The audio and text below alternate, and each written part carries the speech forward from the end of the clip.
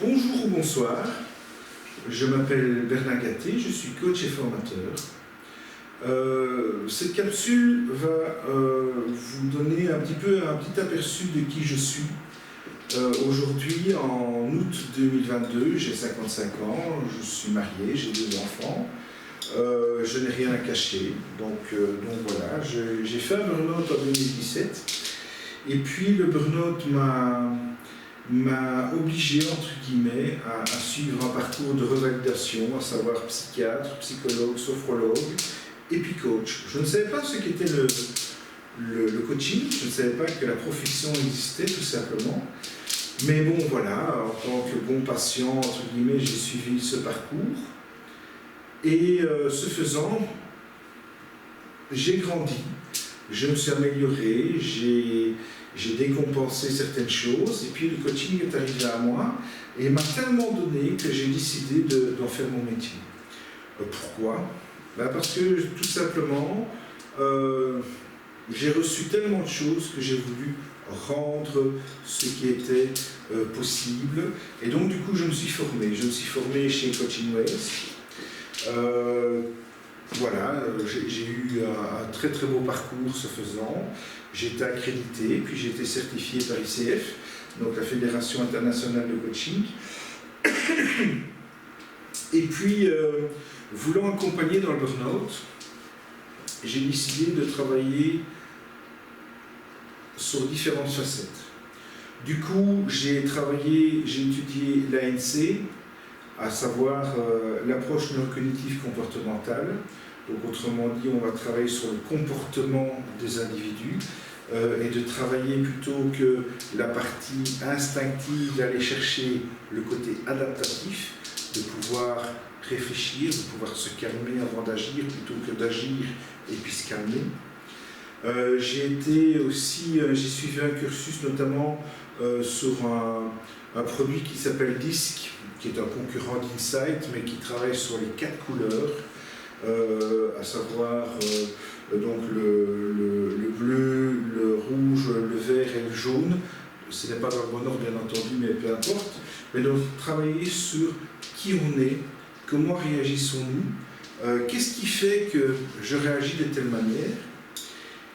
Du coup, j'ai voulu aller chercher le concret, et donc du coup j'ai trouvé un produit qui s'appelle Motiva.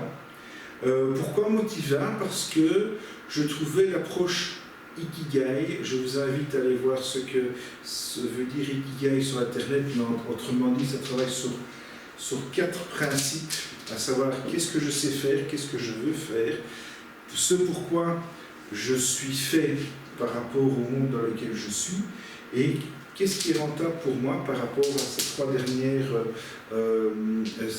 vecteurs. Et puis, il y avait quelque chose qui n'allait pas. Je trouvais qu'il y avait moyen de travailler vraiment sur l'individualité intrinsèque. Et donc, j'ai continué ma formation en ANC pour aller chercher un produit qui s'appelle Profil INC. Alors, Profil INC, c'est quoi ? Ça travaille sur la partie motivationnelle, ça travaille sur la partie grégaire, donc autrement dit, qui je suis quand je rentre en société. Est-ce que j'ai plutôt confiance en moi? Est-ce que je suis plutôt en retrait? Est-ce que je suis plutôt soumis? Est-ce que je suis plutôt dominant? Et puis aussi, on travaille par rapport à ce profil INC, il indique aussi le côté adaptatif des choses. Donc comment moi, par rapport à une situation complexe ou non, comment je réagis? Et par rapport à une difficulté, en quoi et à quel degré je m'adapte. À cela s'ajoute le fait que j'ai décidé de travailler sur le burn-out, donc tout est lié par rapport, tout tourne autour du burn-out, mais quelque part ça a d'autres connexions. Donc ces 3 produits peuvent travailler sur le burn-out, bien entendu. Il peut travailler sur la reconversion professionnelle, il peut travailler sur la remise au travail, sur le placement, ou très simplement, et là je sors du burn-out, mais quelque part il peut aussi aider dans la partie des personnes, des élèves, des jeunes étudiants qui ont 17-18 ans, qui sortent de réto et qui ne savent pas s'orienter. Revenons au burn-out. Le burn-out, finalement, c'est aussi un problème de société. Bien souvent, les sociétés disent « c'est l'individu qui est fautif ». Oui, mais non. C'est aussi un problème d'entreprise. À croire, je vais peut-être frustrer des gens, et peu importe. Mais quelque part, c'est aussi le moyen de dire, tiens, voilà, il y a beaucoup de gens qui sont en épuisement professionnel dans l'entreprise. Qu'est-ce que je peux apporter? Comment puis-je apporter? Qu'est-ce qui fait que? Et donc, du coup, je fais aussi du pré-burnout. Mais pré-burnout n'est pas nécessairement lié au monde de l'entreprise proprement dit, c'est aussi lié aux petites et aux moyennes entreprises, à l'indépendant, à tout individu finalement, qu'il soit infirmier, qu'il soit docteur, qu'il soit ouvrier, qu'il soit cadre, qu'il soit employé, qu'il soit directeur, et peu importe, il n'y a rien de grave.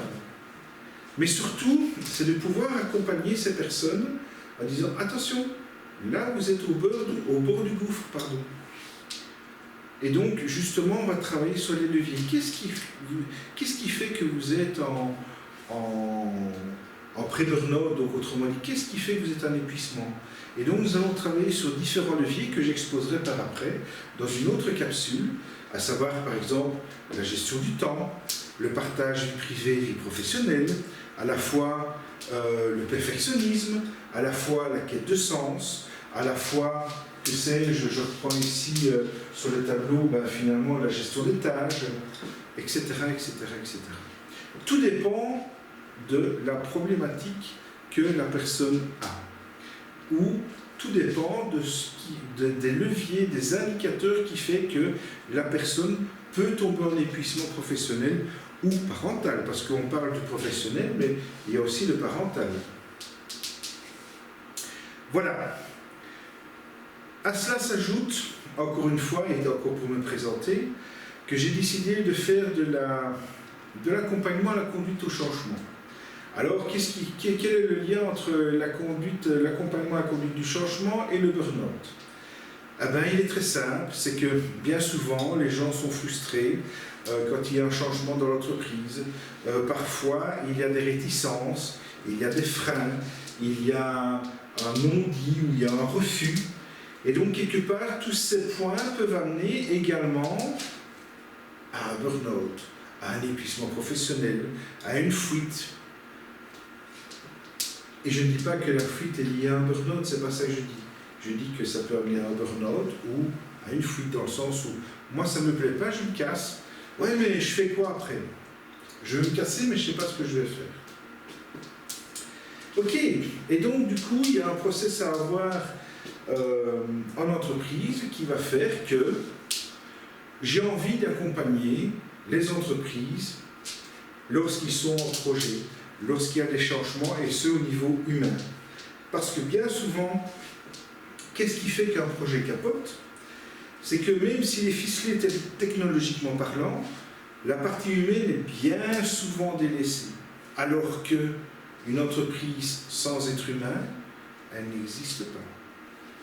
Ça, du moins, c'est ma croyance. Voilà. J'ai également fait un petit atelier, une petite certification qui s'appelle l'ENSIONI, qui amène la cohésion d'équipe, aller chercher la collaboration dans l'entreprise. Alors oui, mais qu'est-ce que ça fait que... très simplement,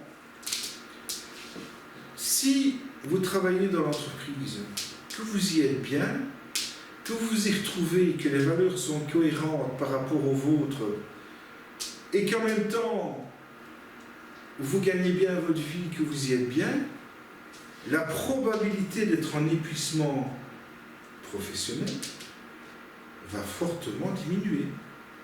Voilà. Donc du coup, je résume un petit peu. J'ai fait de l'ANC, approche neurocognitive comportementale, j'ai fait du DISC, j'ai fait de l'accompagnement à la conduite du changement, j'ai fait du l'ENSIONI pour aller chercher la cohésion. Et dès lors, voilà, tout tourne autour du burn-out, à savoir l'épuisement professionnel.